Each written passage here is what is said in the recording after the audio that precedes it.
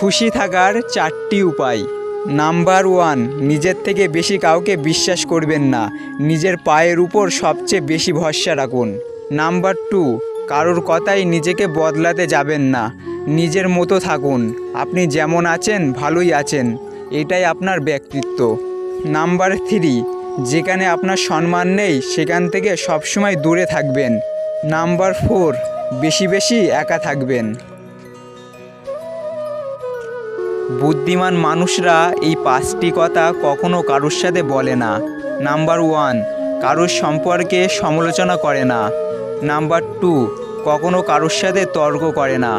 Number 3, নিজের ঘরের কথা কখনো কারোর সাথে আলোচনা করে না। নাম্বার 4, নিজের দুঃখ কষ্টের কথা কাউকে বলে না। নাম্বার 5, কারোর সাথে চিৎকার করে কথা বলে না। জানো বন্ধু, নিজের সমস্যাটাকে নিজেকেই